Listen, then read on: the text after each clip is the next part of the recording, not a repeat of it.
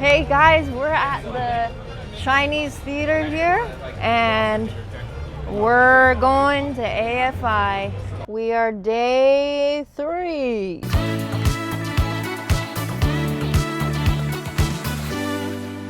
I haven't had my coffee yet.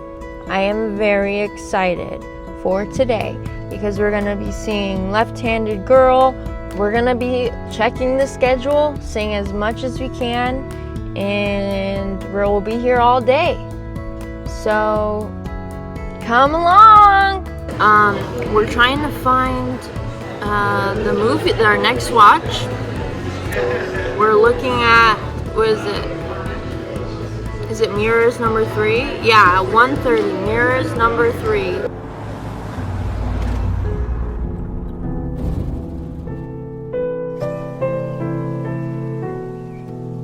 Okay, so we're gonna go see that. Okay, Mirrors number 2 and Auditorium 2. Betty, was soll das denn? Was denn? Mama, das da. Sie kommt gleich.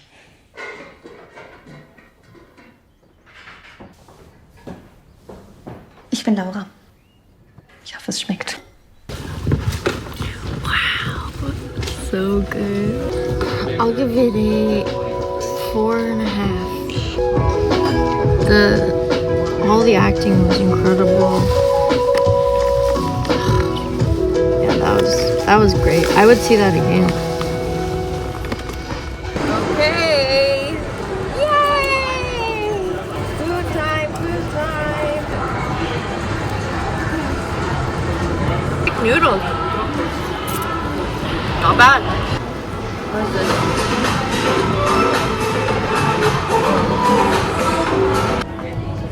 We're slowly getting back to where we came from. Some champagne. We're at the AFI, the mixer. We're gonna mix it up. We just saw Left-Handed Girl.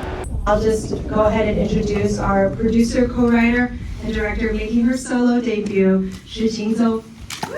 So your own grandfather told you that, being left-handed was from the devil, and so, but the rest of the details of the story, I know, are an amalgam of stories from family, friends, strangers. I'm so curious about how did you pull together all of these different stories and experiences you've heard about to weave such a strong and coherent theme, in the film. To me, I'd like to hear also what you think, what the theme is, but to me, as I was watching it, I really felt like this was a theme about, not to make it too heavy, but like generational, maternal burdens or, maternal, in some ways neglect because of the troubles that each woman had to go through in her own life. But how did you weave it all together to make something so coherent? Well, I think it's just a lot of things based on my own life experiences. And throughout the year, we wrote the script in 2010. So after we finished writing the first draft, we didn't really go back to revisit it again. Not until I translate everything into Chinese when I need to apply for the Taiwanese film grant. Mm-hmm. So at that point, that's already 2019 or 2018. So after all this year, a lot of things changed. So naturally, when I translate everything, I kind of have to update all the details in the story. So, just from all the people around me, every time I go back to the night market, I will visit the same friends. We have some kind of update. I will ask her about her family, everything that happened in her life. So, I think just throughout all those updates and also it's kind of, there are real stories around with real people. So I feel like that's what made the script would make the story so much more authentic. Mm-hmm. One thing that I've already been noticing, as the film's been out since Cannes, was that it's one of those gems that it's obviously so specific to this part of Taiwanese culture, but it has become really universally resonant. I'm curious, as when you were writing this, together with Sean, what did you identify as characteristics that felt really particular or unique to Chinese or Taiwanese families, and what did you guys discover were like, oh, these are actually really universal, like, oh, all people are kind of like this? Well, I think when we wrote the story and also when we created these characters, we didn't really think about, oh, we want to try to make people resonate with that. Obviously, we're just thinking about, we want to write a real story about real life. So that's what real life looks like. Sometimes you laugh together, sometimes you cry together, and sometimes you fight. And a lot of times you make up afterwards. So I just feel like that is a very, very natural thing. In the story, everything is about the human interactions, and I got a lot of inspiration from my own family. Like my mom had 5 sisters, so I see how they compete each other. I just recently had talked with some of my aunts, and they are all in their 60s, 70s. Yeah. It's really interesting how they still hold a grudge. After my grandmother passed away a while ago, they still have like, oh, I know mom didn't, she treated my other sister better. Because just all those little details. So I think that just made the story like more authentic, because that's what I have in mind. When I kind of put those details back to the script. Yeah. I mean, that's so funny. My mom also has 5 sisters. And like, there were things, it's awkward because she's in the audience, but like, there were certain things that I noticed that like were like, 重男轻女.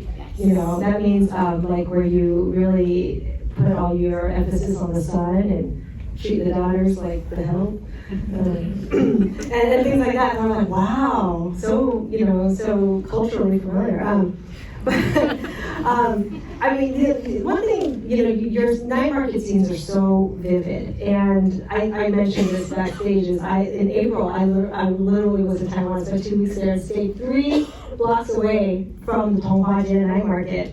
And so I wasn't surprised to find out that you had shot it almost in a guerrilla-style filmmaking. I'd love for you to talk a little bit about that, and also just why it was both the best option for like authenticity, but also maybe even logistics, and like because of matter of resources, you had to do it this way. You had to capture in a real night market as it was going on. Yeah, I think that's from the very beginning, and I knew I wanted to shoot in a real night market. So years before I started shooting, I went back to Taiwan and tried to find a producer who can help me put the movie together. And because I never made the film in Taiwan, this is like the very first one after 25 years working in film. So it's a very special moment for me. So when I went back there, and people would tell me, no, it's not possible. You can't shoot a film in the real night market. You just have to make your own and hire all the extras. So I immediately I knew I would not work with this producer because that's not the way I want to make this film. So eventually we kind of come out of the way, because we work on so many films that we always use real location, like takeout. We use the real takeout restaurant. Tangerine, we shot all around LA. Every store is a real business. So I know how to make that work.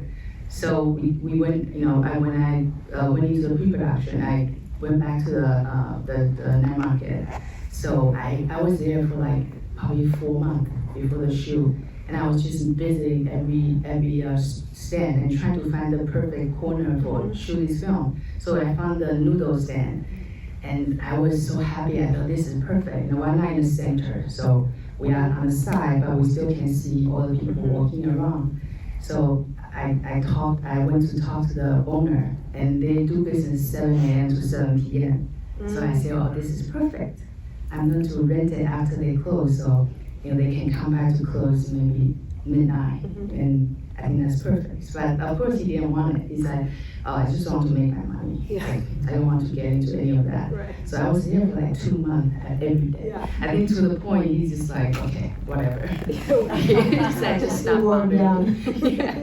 So that I it's not bothering him, but I really sincerely telling him, like, this is very important. I really want to make this film here. And so finally he let us rent a store And also, he rent all the food to us. So we didn't need to buy any food, all the tools, all the food rented with the noodle stand. So that's a real stand.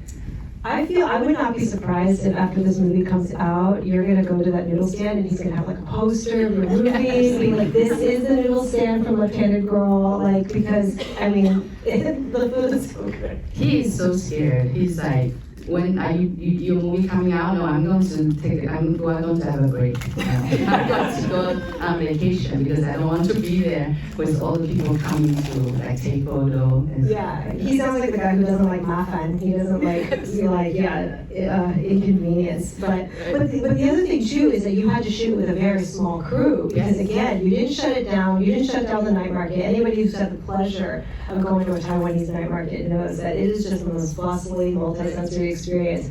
Talk a little bit about how you had to pare down the crew. How many crew members did you use in those night market scenes? But you know, when I hired a crew in Taiwan, it was also a challenge because people they were so used to working in China at the time, and they have like huge crew. You know, they have like easily 80 to 100 people crew. So everybody they all hired assistants, right? So one person will have like 5 assistants, so all the assistants will do things. So when I tried to hire the crew member, they have the same thinking. So I told my line producer, I said, well, we can't hire anybody who wants an assistant. We need somebody who can really do the work, you know, get their hands dirty. And so eventually I got a 20 people crew, you know, still too big in my mind. But anyway, that's a different, it's a different culture, so I can't really like force them to do that. So we compromised 20 people, and then first day we were in the night market, so they all wear black t-shirt. And after we set up the noodle stand, they just went across the street, and immediately people start gathering because they see the black t-shirt, crew. So they say, "Oh, you are making movie. Who are going to be here? Who's the star?" And nobody wants to leave. So the first day we couldn't shoot, and we just have, so the second day I told everybody, nobody wear black shirt. That's forbidden.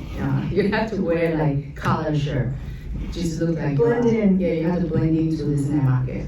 So the second day I also asked people like, you don't have anything you need to be on set for. You need to, leave, stay in the office. So we eventually have 5 to 6 people crew with our actors, and also we use iPhone. So we need to hide our camera as well. So that's the only way that people will not pay attention to us because everybody's shooting on the iPhone. So they didn't know we were shooting. So that's the way we shot in the night market most of the time. And to the end, like nobody remember we were shooting a film. Some people will come to order a noodle from our actors. That's how you've achieved the realism effect. Yes, shooting on iPhone like you guys did on Tangerine. Speaking of another movie that you produced, obviously I was reminded a lot of the Florida Project when I thought about this because of some of the dynamics with the characters. I'm curious about if there's anything you learned from your experience producing that film that was useful in terms of casting and also working with young actors like our the little girl who played Yi-Jing, and also brand new actors. Right. Like Ian, she was casted from Instagram. Nice. Yeah, like from the very beginning, I was determined to find my own star. I want to find fresh face. I think that just made the story more authentic. Sometimes you see somebody famous and suddenly just fall out of the story. So I was determined. So the first when I first went back there, we did a social media casting, trying to find Yi-Jing, played by Nina. So I couldn't find her, and then she eventually got recommended by an agent of actor in Taiwan. And at the time, she was a little little star. She was in almost every other commercial. You turn on TV, you'll see her every a minute or two because she's the face of the commercial. So when I cast her, she already had 3 years of acting experience. Wow. Yeah, so she was probably the most professional actor on set. And so she's she knows exactly what to do on set, she already trained, and her mom is also her acting coach. So when I first cast her, her mom told me, like, you don't have to hire another acting coach because I'm perfect for her. You know, I know what to do and I know how to make her cry. Okay. So, so like, you know, casting actor and come with acting coach. It was really perfect for, you know, and she also helped a lot. Yeah, on set. That's amazing. I mean, the chemistry, it's so interesting too, what you did with the chemistry between your three lead actresses, because they had to have a very specific relationship tension. So you sort of encouraged them not to bond with each other too much, right? Yeah, so we intentionally, everyone had many rehearsals. So we didn't have rehearsal for the whole cast. I feel like they all have their own life experience. You know, they're all local Taiwanese actors. So I feel like you definitely have some kind of family. You know, you have siblings, you have parents, and you know that tension. I feel like that's like very kind of universal in Taiwan. So that's how I encourage them, and especially for the three of them, I feel like they have the tension, and if you rehearse things too much, you kind of lose that, you know, like. It's very organic type of interaction. Yeah, it's incredible. And I really have to shout out Ma Shuyuan. And she plays the older daughter because first acting job? Is that her first job? When I found her on Instagram, you know, she just her aura, you know, the look. Like I know she is she's young. Yeah, and then when I saw her audition tape, it was amazing. She like nailed it. And she has that very powerful performance. Yeah, and her character has to do so many things. So this is her character was so moving. You know, you mentioned earlier you've been in film for 25 years. You know, and this is, and you came out of the new school. I'm curious about your filmmaker inspirations. You know, are they from the U.S. or Taiwan, beyond? Like, are there any, especially for making this film, if there were any like filmmakers that you really sort of had in mind as muses? Well, not particularly in this film. I would say like all the films I work on. That's actually how I, you know, started bumping with Sean Baker when I met him in school. We met in an editing class. He was editing his first feature at the time, and I was there just getting my master's degree in media studies. So we kind of just, you know, talked about film, and then we like same type of film. So like everything is about the story is in the center. You know, nothing fancy, no like music, no extra special effect. So we thought that's beautiful. You know, we want to make a film like that. So that's I think that's the main inspiration. Just of almost all the films we made. Yeah, there's such a naturalistic and very good quality to it. What does it mean to you? You know, your very acclaimed filmography is all movies that are sort of credited as being part of the like American indie filmmakers scene. What does it mean for you to have your solo debut be chosen by Taiwan to be the official submission for the Oscars? Yeah, it's really such an honor, and it was also very surprising when we found out, because usually in Taiwan they pick the film that came out last year. You know, because they have this you have to be have the actual release before the end of September.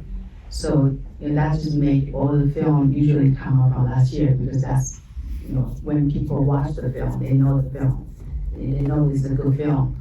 So I was really, really honored to be picked, you know, as a current film, and not many people, at the time, nobody saw the film, because, you know, after we premiered again, we didn't have a theatrical until this month, end of this month, we're going to release in Taiwan.